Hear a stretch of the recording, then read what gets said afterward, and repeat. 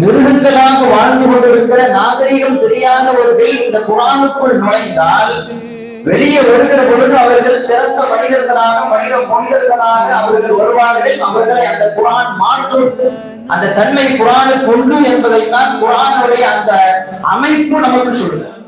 சாலிஹ் அலைஹிஸ்ஸலாம் அற்புதத்தை காட்டினாங்க, மூசா அலைஹிஸ்ஸலாம் அற்புதத்தை காட்டினாங்க, ஈசா அலைஹிஸ்ஸலாம் அற்புதத்தை காட்டினாங்க. நீங்க என்ன அற்புதம் வச்சிருக்கிறீங்க? நீங்க நபி என்று சொல்வதற்கு, அதை உண்மைப்படுத்துவதற்கு உங்களுக்கு என்ன அற்புதம் இருக்கிறது? தான் முதல் அற்புதம். ஓதப்படுதல் என்பதே பெரிய அற்புதம். அதில் உள்ள அறிவியல் செய்திகள், வருங்காலத்தை குறித்த செய்திகள், அதெல்லாம் இரண்டாவது விஷயம் தான். திலாவத்து தான் முதல் அற்புதம்.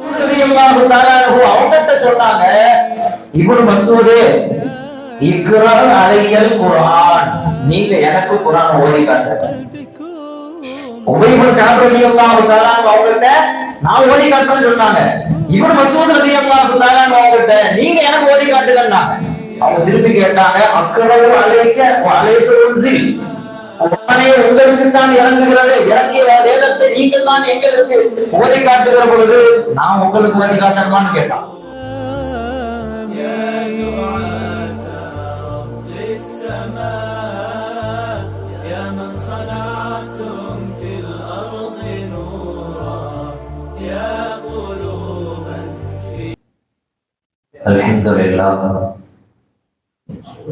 Alhamdulillah Rabbil Alamin wal aqibatu lil muttaqin wassalatu wassalamu ala sayyidina Muhammadin asyrafil anbiya'i wal mursalin wa ala alihi wa sahbihi ajma'in.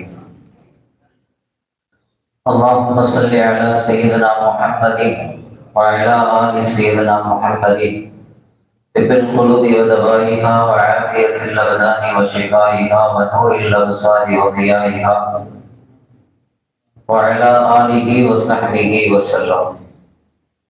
அளவற்ற அருளாளன் நிகரற்ற அன்புடையோன் அல்லாஹுவின் திருப்பெயரால் தொடங்குகிறேன். எல்லாம் வல்ல அல்லாஹுவின் அன்பும் அவனுடைய மேலான கருணையும் நமக்கெல்லாம் வந்து சேரட்டுமாக. நபிகள் நாயகம் ரசூலுல்லாஹி ஸல்லல்லாஹு அலைஹி வஸல்லம் அவர்களின் அன்பையும் ஷஃபாஅத்தையும் பெறுவதற்கு அல்லாஹ் ரப்பல் ஆலமீன் நம் அனைவருக்கும் தௌஃபீக் செய்வானாக. ரமலானுடைய புனிதமான நாட்கள் நகர்ந்து போய் கொண்டிருக்கிறது. அதனுடைய இறுதி பகுதியை நாம் அடைந்திருக்கிறோம்.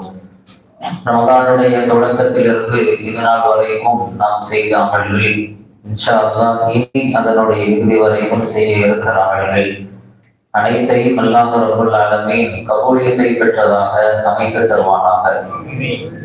ரமலானை நமக்கு அல்லாஹ் தஆலா பாக்கியமாக்கி தருவானாக. இதுபோன்று நம் வாழ்நாளில் எண்ணற்ற ரமலான்களை சந்திக்க அல்லாஹ் தௌஃபீக் செய்வானாக.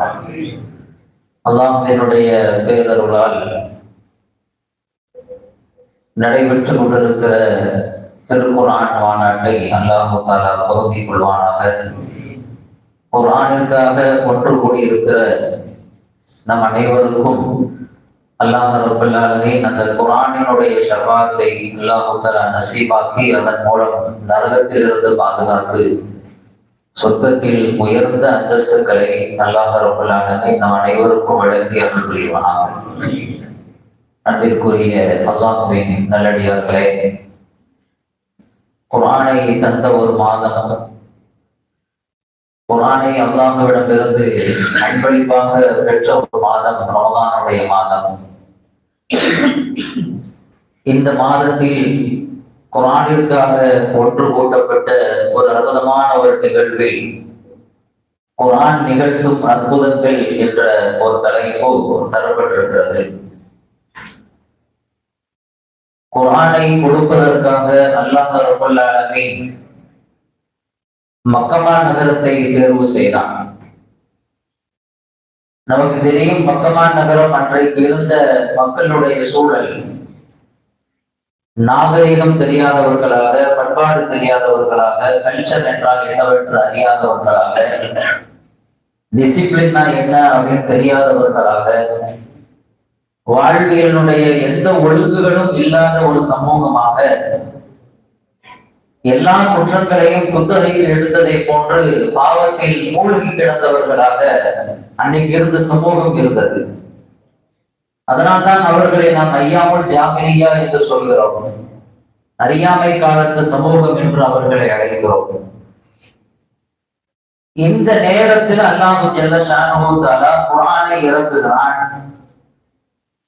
அந்த குர்ஆன் அந்த மக்களுக்கு ஒழுக்கம் என்றால் என்னவென்று சொல்லிக் கொடுத்தது, பண்பாடுகளை சொல்லிக் கொடுத்தது, நல்ல வாழ்வியல் ஒழுங்குகளை அவர்களுக்கு அறிமுகப்படுத்தியது, டிசிப்ளினா என்ன அப்படின்னு சொல்லி கொடுத்துச்சு, யாரிடத்தில் எப்படி பழக வேண்டும் என்பதை கற்றுக் கொடுத்தது, பாவங்களை எல்லாம் தூரப்படுத்தியது, நன்மைகளை அறிமுகப்படுத்தியது,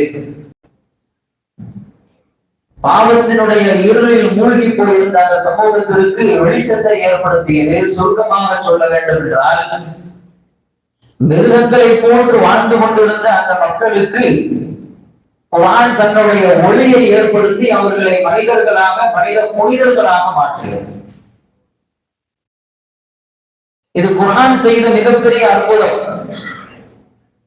நீங்க குர்ஆனை திறந்து பார்த்தீங்க அப்படின்னா ஃபாத்திஹா அப்படிங்கிறது தோற்றுவாய், அதுதான் நுழைவாய்.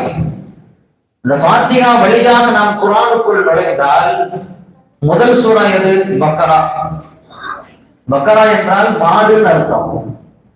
அப்படியே நுழைந்து குர்ஆனுடைய கடைசி எண்டுக்கு நாம வெளியே வந்தோம் அப்படின்னா அதனுடைய கடைசி சூறாக்கு பேர் என்னது? நாஸ். நாஸ்னா மனிதர்கள், மக்கள் அப்படின்னு பொருள்.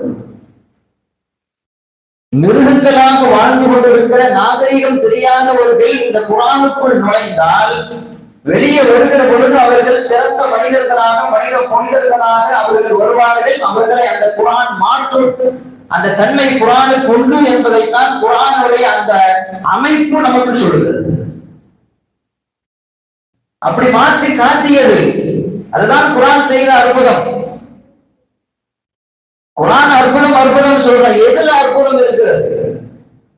அதனுடைய வார்த்தைகளா, நேர்த்தியான கோர்வையா, அல்லது அது தருகின்ற கருத்து செய்வா, அல்லது அது சொல்லித் தருகின்ற வாழ்வியல் நடைமுறைகளா, எதிர்காலத்தை குறித்த தகவல்களா, அறிவியல் செய்திகளா?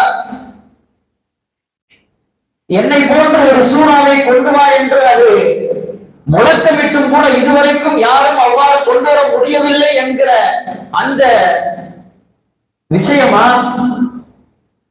அல்லது அதனுடைய ஒரு புள்ளி கூட மாற்றப்படாமல் பாதுகாக்கப்பட்டு வருகிறது அதனுடைய பாதுகாப்பு அம்சமா? எதில் அற்புதம் இருக்கிறது? எல்லாம் அற்புதம் தான். குர்ஆன்ல அனைத்தும் அற்புதம் தான். அதனுடைய முதல் அற்புதம் என்னன்னா திலாவத்து தான். குர்ஆனை ஓதுவது அழகான முறையில் காரி ஓதுனால கேட்டமா இல்லையா? மை மறந்து உட்கார்ந்திருந்தவன், உலகத்தையே மறந்து உட்கார்ந்திருந்தவன், உள்ளமெல்லாம் அமைதியாச்சு. எத்தனை கவலைகள் இருந்தாலும் குர்ஆனை கேட்கிற பொழுது அதை மறந்து உள்ளம் லயித்து போய் இருக்கக்கூடிய அந்த திலாவத்து தான் குர்ஆனுடைய முதல் அற்புதம்.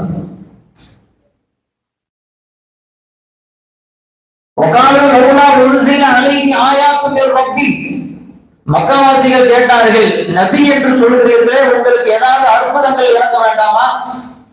நீங்கள் அற்புதங்களை காட்ட வேண்டாமா அப்படின்னு கேட்ட பொழுது அல்லாஹ் ஜல்ல ஷானஹு தஆலா அதற்கு பதில் சொல்றான். சாலிஹ் அலைஹிஸ்ஸலாம் அற்புதத்தை காட்டினாங்க, மூசா அலைஹிஸ்ஸலாம் அற்புதத்தை காட்டினாங்க, ஈசா அலைஹிஸ்ஸலாம் அற்புதத்தை காட்டினாங்க. நீங்க என்ன அற்புதம் வச்சிருக்கிறீங்க? நீங்க நபி என்று சொல்வதற்கு, அதை உண்மைப்படுத்துவதற்கு உங்களுக்கு என்ன அற்புதம் இருக்கிறது என்று பெருமானார் ஸல்லல்லாஹு அலைஹி வஸல்லம் அவர்களிடத்தில் கேட்ட பொழுது அல்லாஹ் அதற்கு பதில் சொல்றான், அவலம் யஃபிஹிம் அன்னா அன்ஸல்னா அலைக்கல் கிதாப், உங்களுக்கு நான் வேதத்தை இறக்கி வைத்திருக்கிறேனே, அது அவங்களுக்கு போதாதா? இது அற்புதம் இல்லையா? இதை விட வேற என்ன அற்புதத்தை எதிர்பார்க்கிறாங்க? குர்ஆனே ஒரு அற்புதம் தானே என்று அல்லாஹ் சொல்லுகிறான். குர்ஆனில் கடந்த காலத்தை குறித்த செய்தி இருக்கிறது, வருங்காலத்தை குறித்து செய்தி இருக்கிறது, நிகழ்காலத்தில் நடக்கக்கூடிய அத்தனை விஷயங்களுக்கும் தீர்வு இருக்கிறது. இது உங்களுக்கு அற்புதம் இல்லையா என்று அல்லாஹ் கேட்கிறான். அதை தொடர்ந்து ஒரு வார்த்தை வருகிறது, அதுதான் கவனிக்க வேண்டிய விஷயம். அண்ணா அன்சல்னா அலைகள் கிதாப யுத்லா அலைஹிம், அவர்கள் மீது இந்த வேதம் போதப்படுகிறது என்று அல்லாஹ் சொல்லுகிறான். தான் முதல் அற்புதம். ஓதப்படுதல் என்பதே பெரிய அற்புதம். அதுல உள்ள அறிவியல் செய்திகள், வருங்காலத்தை குறித்த செய்திகள், அதெல்லாம் இரண்டாவது விஷயம் தான். திலாவத்து தான் முதல் அற்புதம். ஸல்லல்லாஹு அலைஹி வஸல்லம் அவங்க நபியாக அனுப்பப்பட்ட செய்தி அல்லாஹ் சொல்லுகிற பொழுது அவங்களுக்கு 4 முக்கியமான பணிகள் அல்லாஹ் சொல்றான். அவங்க குர்ஆனை ஓதி காட்டுவாங்க, ஒரு சக்கியை மக்களை பண்படுத்துவார்கள், ஒரு அள்ளி முகமது கிதாபுகள் நினைக்குமா அவர்கள் குர்ஆனுடைய விளக்கங்களை சொல்லித் தருவார்கள், குர்ஆனின்படி வாழுகின்ற அழகிய வாழ்க்கையை கற்றுத் தருவார்கள். 4 முக்கியமான பணிகளை சொல்லித் தரான். அதில் முதல் பணி என்னது? எத்துலு அலைஹிம், குர்ஆனை ஓதி காட்டுவாங்க.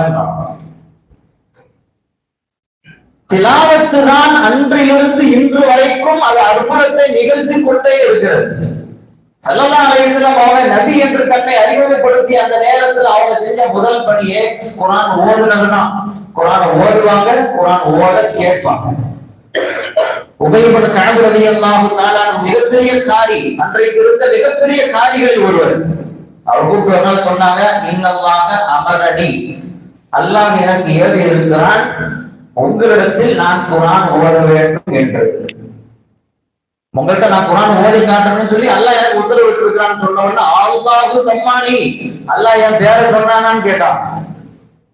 பொதுவா யாரையாவது கூப்பிட்டு ஓத சொன்னானா என் பேரை குறிப்பிட்டு சொன்னானா, உபயிட்ட ஓதுங்க அப்படின்னு என் பேரை குறிப்பிட்டு சொன்னானா, நான் உங்க பேரை தான் அல்லாஹ் சொன்னான்னு சொன்னா ஆனந்த கண்ணீர் ஒழித்தார்கள். அல்லாஹ்வினுடைய வார்த்தையில், அல்லாஹ்வினுடைய நாவில் என் பெயர் உச்சரிக்கப்பட்டிருக்கிறது.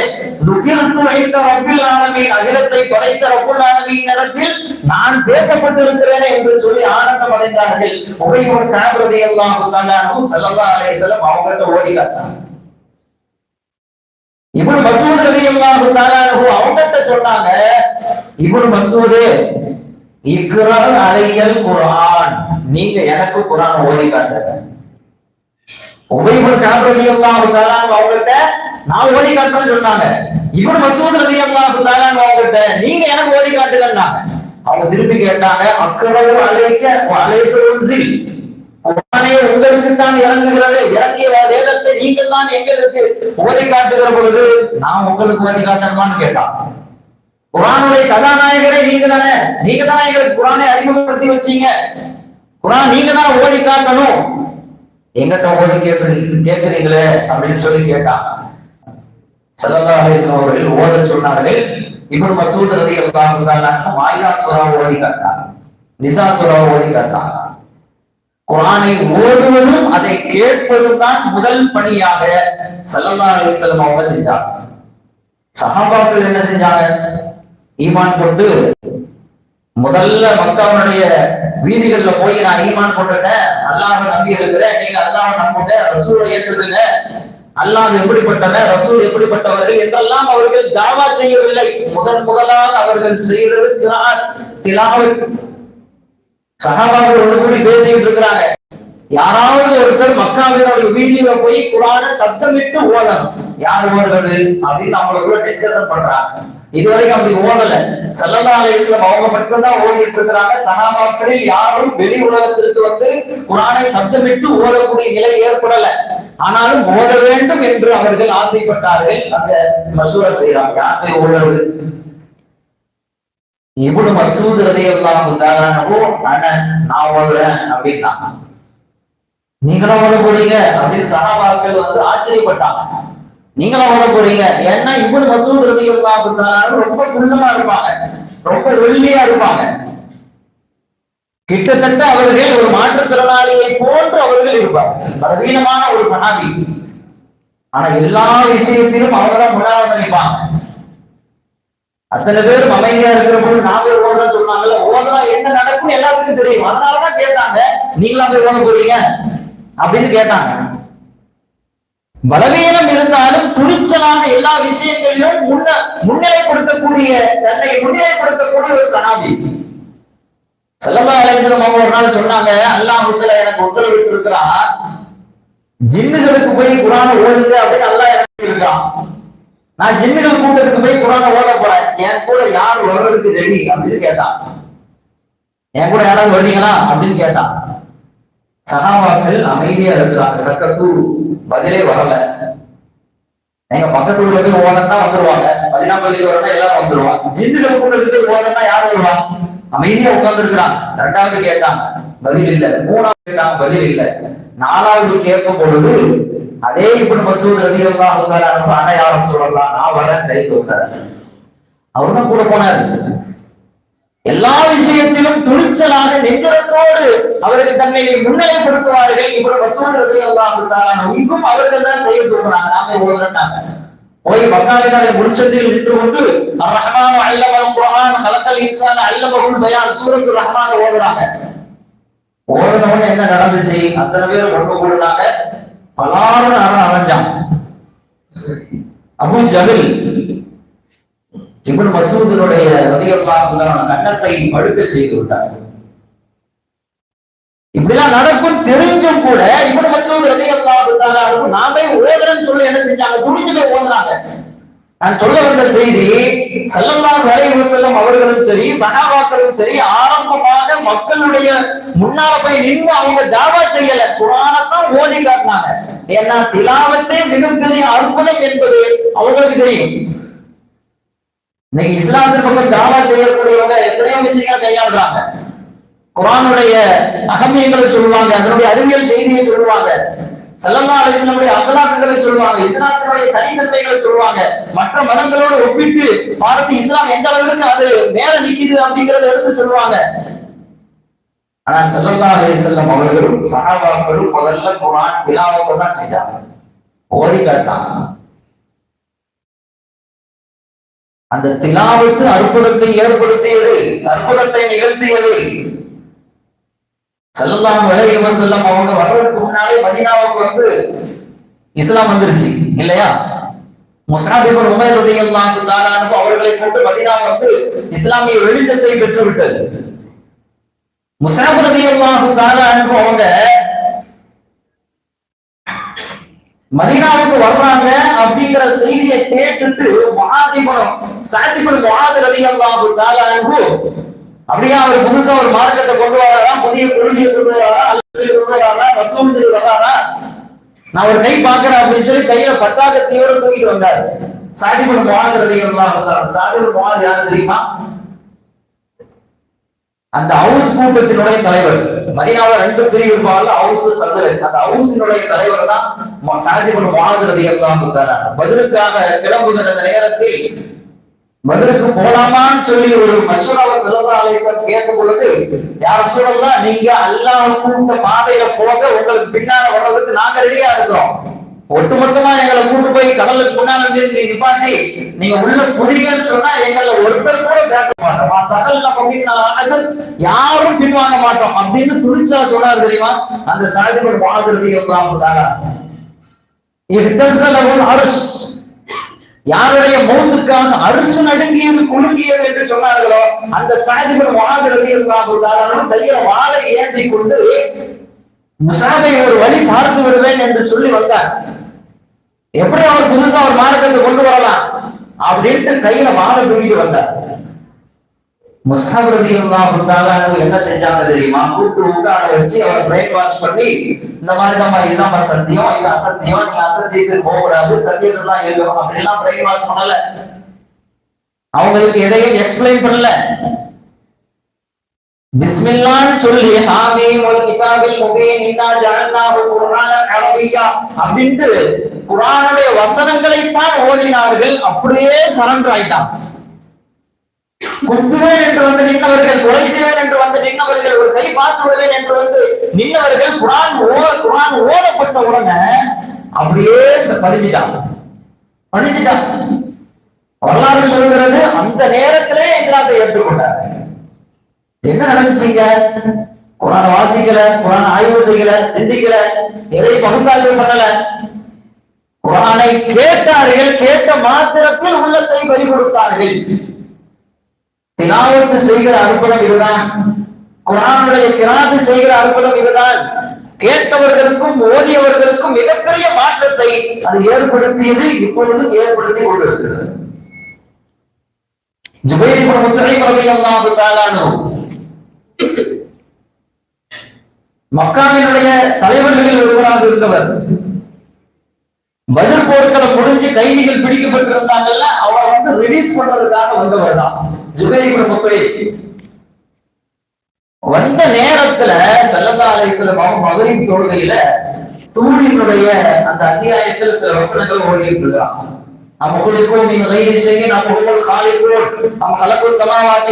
அந்த சூறாவுடைய வசனங்கள் ஓடிட்டு இருக்காங்க. ஜுபைர் இப்னு முத்தைம் ரலியல்லாஹு தஆலா சொல்கிறார்கள்,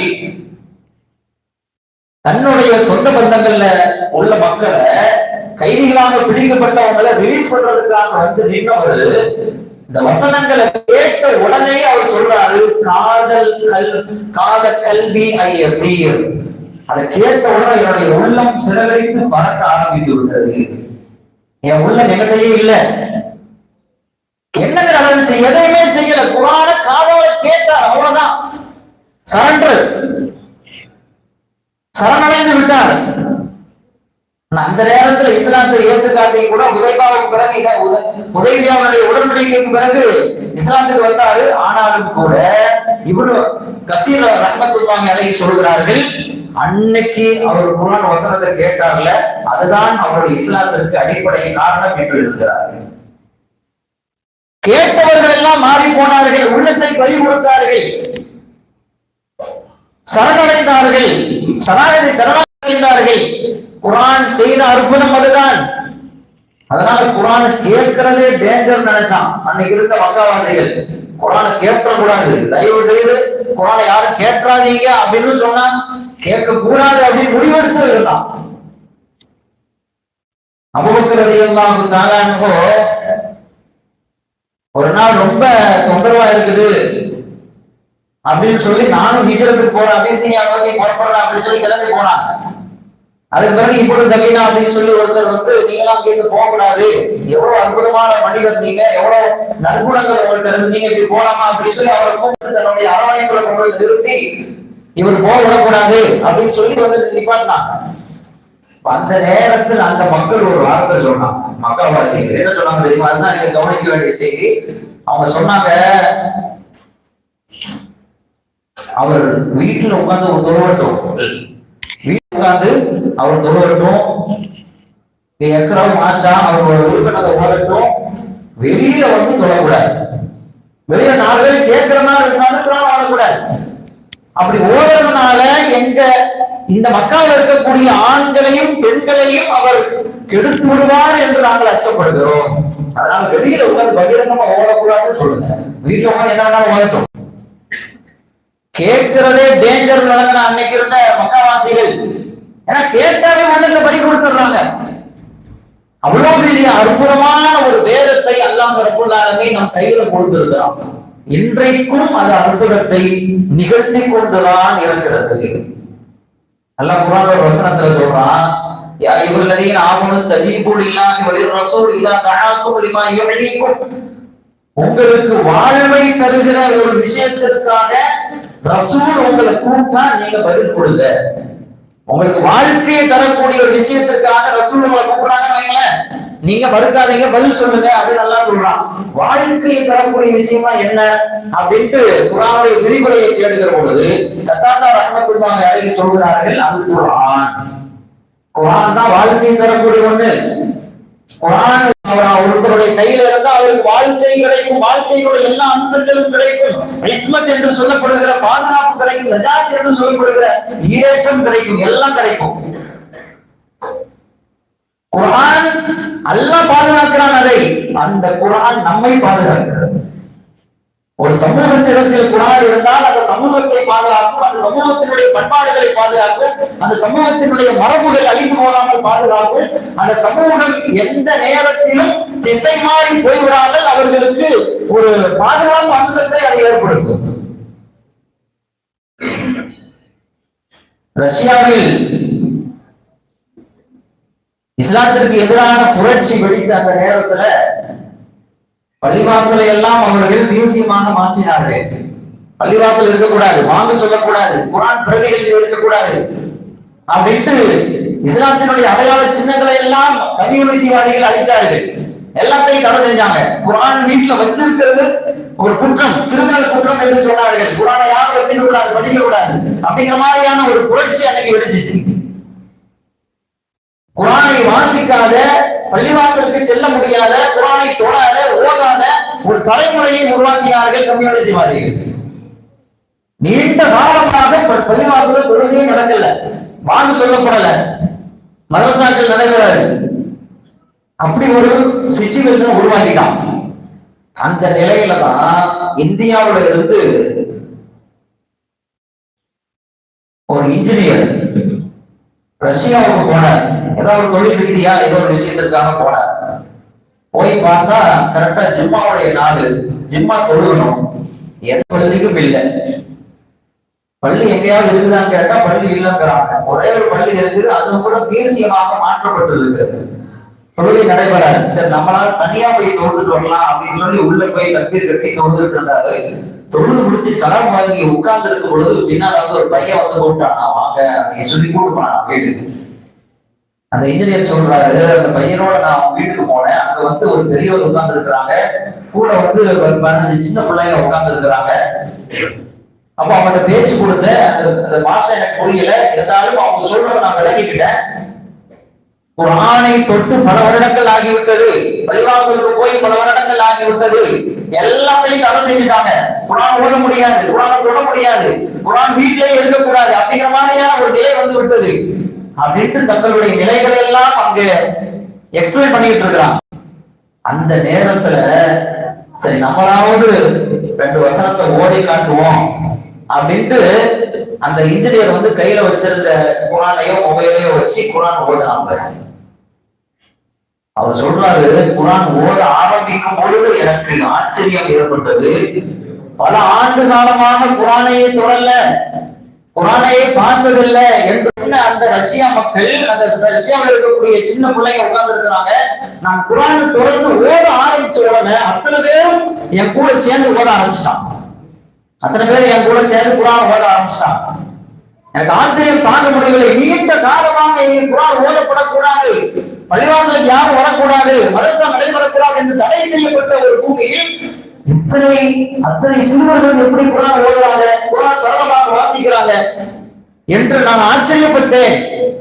இந்த வரலாறை பதிவு செஞ்சுட்டு ஒரு ஆசிரியர் எழுதுகிறார், இஸ்லாத்தின் வாடையே இருக்கக்கூடாது, இஸ்லாத்தின் அடையாளங்களே இருக்கக்கூடாது என்று தடை செய்யப்பட்ட ஒரு பூமியில் இன்னைக்கு அவங்க முஸ்லிம்களாக வாழ்ந்து கொண்டிருப்பதற்கு காரணமே இந்த திலாவத்து தான். குர்ஆன் பிரதிகளைத்தான் அவர்கள் அழிக்க முடிந்ததை தவிர திலாவத்தை அழிக்க முடியவில்லை. அவர்கள் ஓடிக்கொண்டுதான் இருந்தார்கள். அந்த திலாவத்து தான் அவர்களுடைய ஈமானையும் இஸ்லாத்தையும் பாதுகாத்து அவ்வளவு பெரிய புரட்சி வெடித்த அந்த பூமியில் கூட இஸ்லாமியர்களை அவர்கள் இஸ்லாமியர்களாக வாழ வைத்தது என்று அந்த ஆசிரியர் எழுதுகிறார். திலாவத்து குர்ஆன் இன்றைக்கும் அற்புதத்தை நிகழ்த்தி கொண்டுதான் இருக்கிறது. நமக்குள் எத்தனை அற்புதத்தை நிகழ்த்தது தெரியுமா? இன்னைக்கு பப்ளிக் எக்ஸாம் நடந்துட்டு இருக்குது, 10th எக்ஸாம் போயிட்டு இருக்குது இல்ல. இந்த எக்ஸாம் சொல்லி நடக்கும் பொழுதெல்லாம் ஒரு பேட் நியூஸ் நமக்கு வரும். என்ன பேட் நியூஸ்ங்க? ஏதாவது சூசைட், ஒழுங்கா படிக்கல, ஒழுங்கா எக்ஸாம் அட்டன் பண்ணல, மார்க் கம்மியா எடுத்துட்டேன், வீட்டுல அது சொன்னாங்க இது சொன்னாங்க அப்படின்ட்டு ஏதாவது ஒரு சூசைட் நியூஸ் வந்துகிட்டே இருக்கும். அல்லாஹ் பாதுகாக்கணும். இந்த முறை எந்த ஒரு அந்த மாதிரியான அசம்பாவிதங்கள் நடக்காம எல்லாம் பாதுகாத்து தருவாங்க. உலகத்தினுடைய சுகாதார மையம் சொல்கிறது, வருஷத்துல வந்து 8 லட்சம் பேர் தற்கொலை பண்றாங்க ஒரு வருஷத்துல உலகத்துல. ஆனா அதுல ஆச்சரியப்படக்கூடிய விஷயம் என்னன்னா, அந்த 8 லட்சம் பேர்ல 80% படிச்சவங்க, கிராஜுவேட் படிச்சவங்க தான் தற்கொலை பண்றாங்க. உலகத்துல படிச்சவங்க தற்கொலை பண்றாங்க, இன்ஜினியர்கள் தற்கொலை பண்றாங்க, வக்கீல்கள் தற்கொலை பண்றாங்க, டாக்டர்கள் தற்கொலை பண்றாங்க, மிகப்பெரிய தொழிலதிபர்கள் தற்கொலை பண்றாங்க, அரசியல்வாதிகள் தற்கொலை பண்ணுகிறார்கள், அரசாங்க ஊழியர்கள் தற்கொலை பண்றாங்க, வியாபாரிகள் தற்கொலை பண்றாங்க, தொழிலாளர்கள் தற்கொலை பண்றாங்க, விவசாயிகள் தற்கொலை பண்றாங்க. ஆனால் தற்கொலை என்ற முடிவுக்கு போகாத ஒரு இனம் ஆபில்களும் ஆலிம்களும் மட்டும்தான். மறுக்க முடியுமா? எங்காவது ஒரு ஆபில் தற்கொலை செஞ்சாத ஒரு செய்தி கேள்விப்பட்டிருக்கோமா? எங்காவது ஒரு ஆலிம் தற்கொலை செஞ்சாத கேள்விப்பட்டிருக்கோமா? சமுதாயத்தினுடைய அத்தனை அழுத்தங்களுக்கு மத்தியிலும் அவர்கள் அந்த வாழ்க்கை போராட்டத்தோடு வாழ்ந்து கொண்டுதான் இருக்கிறார்கள். அந்த போராட்டத்தை வெற்றிகரமாக அவர்கள் ஜெயித்துக் கொண்டுதான் இருக்கிறார்கள். அழுத்தங்கள் அவர்களை பாதிப்பதில்லை. ஏனென்றால் குர்ஆன் அவர்களோடு இருக்கிறது, குர்ஆனோடு அவர்கள் வாழ்ந்து கொண்டிருக்கிறார்கள். இதுதான் குர்ஆன் செய்கின்ற அற்புதம். இன்னைக்கு ஸ்ட்ரெஸ் அதிகமாயிருச்சு, மன அழுத்தங்கள் ஒருத்தரை வந்து செயல்பட விடாமல் செஞ்சிடும், அப்படியே படுக்க வச்சிரும். அடுத்த ஸ்டெப் எடுத்து வைக்க கூடாது, சிந்திக்க கூடாது, செயல்பட கூடாது. எலி பொறியில எலி மாட்டுது இல்ல, எலி பொறியில எலி மாட்டுது. ஆனா மாட்டின எலி எங்கேயாவது தப்பி வந்திருக்குதா? நாம திறந்து விட்டாலும் வெளியே வரும், அதுவா வெளியே வராது. ஆனா ஆய்வு என்ன சொல்றது தெரியுமா? அந்த எலி பல்லு வந்து ரொம்ப கூர்மையானது. சிமெண்டால் தயார் செய்யப்பட்ட சுவற்றை கூட அது கரம்பி அது வந்து அந்த சுவற்றை வந்து கிழிச்சிடும், உடைச்சிடும். அந்த அளவுக்கு அதனுடைய பல்லுக்கு வந்து கூர்மை இருக்கிறது. ஆனா எலிப்புற எல்லாம் செஞ்சிருப்பாங்க, வெறும் கட்டையில செஞ்சிருப்பாங்க. சுவத்தையே வந்து கரம்பக்கூடிய ஆற்றல் இருக்கக்கூடிய எலியால ஏன் கட்டையில கரம்ப முடியல, ஏன் வெளியே தர முடியல? அதனுடைய மன அழுத்தம் என்று சொல்லுகிறார்கள். இப்படி மாட்டிக்கிட்டவே அவ்வளவுதான், நம்ம லைஃப் காலி அப்படின்னு நினைச்சு அந்த ஒரு ஸ்ட்ரெஸ் இருக்கு பாத்தீங்களா, அதுதான் வந்து அதை செயல்பட விடாமல் பண்ணிவிட்டது என்று சொல்கிறார்கள். மன அழுத்தங்கள் வாழ்க்கையில் வெற்றி பெற முடியாமல் தடுத்துவிடும். அந்த மன அழுத்தத்திலிருந்து உலகத்துல பாதுகாக்கப்பட்டவர்கள் குர்ஆன் உடையவர்கள் தான். குர்ஆன் உடையவர்களுக்கு இந்த மன அழுத்தம் ஏற்படாது. ஏன்னா குர்ஆன் தான் சொல்லுகிறது, இன்ன ரப்பி இன்னல்லாஹ மஅனா, அல்லாஹ் என் கூட இருக்கிறான், அல்லாஹ் என் கூட இருக்கிறான், அவன் எனக்கு சரியான பாதையை காட்டுவான் குர்ஆன் சொல்லுது. அந்த தைரியமும் அந்த உத்வேகமும் அந்த ஈமானிய வலிமையும் பலமும் இருக்கிற காரணத்தினால எந்த சோதனையும் அவனை வந்து தீண்டி பார்க்க முடியாது, சீட்டாது. அதுல அவன் மனம் தளர்ந்து போயிட மாட்டான். இன்னைக்கு உலகமே பதட்டமா இருக்குது. ஈரான் அமெரிக்கா போர்க்களத்துல உலகமே நடுங்கி போயிருக்குது. வர்த்தகத்துல மிகப்பெரிய ஒரு பாதிப்பு. என்ன ஆகுமோ ஏதாகுமோ அப்படிங்கிற ஒரு பயத்துல அச்சத்திலே நாம் வாழ்ந்துட்டு இருக்கிறோம். பெட்ரோல் கிடைக்காதுங்கிறாங்க, டீசல் கிடைக்காதுங்கிறாங்க, கேஸ் கிடைக்காதுங்கிறாங்க. கொஞ்சம் நாட்கள் போனா கரண்டே இல்லாம போயிடும், வலிக்காம கிடைக்காது, அப்படிலாம் பெரிய ஒரு பதட்டத்தை ஏற்படுத்திட்டு இருக்கிறாங்க. ஆனா இஸ்லாமியர்களாக இருக்கக்கூடிய நாம அல்லாஹ் பள்ளிக்கு வரோம், தொழுகிறோம், நோக்க வைக்கிறோம், தாவீது வரோம். எந்த ஒரு பயம்லாம் நமக்கு இல்ல, அச்சம்லாம் இல்ல,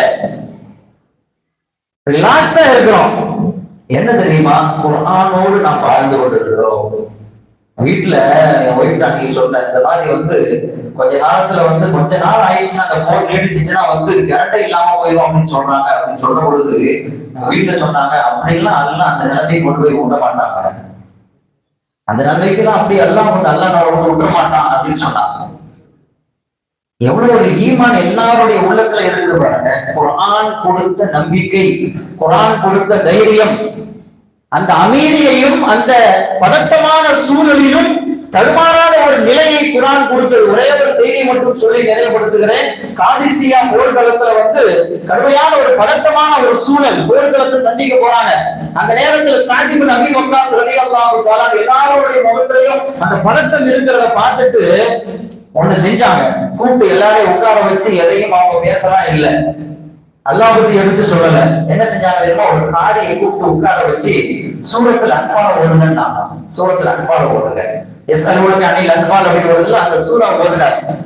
ஓதுன உடனே அத்தனை பேரும் அவர்கள் சாதாரண நிலைக்கு வந்து விட்டார்கள். எல்லா பதட்டமும் போச்சு, இயல்பு நிலைக்கு திரும்பிட்டாங்க. என்ன தெரியுமா அந்த சூறாவில் இருக்குது? பத்ர் களத்தை குறித்து அந்த சூறா இறக்கப்பட்டது.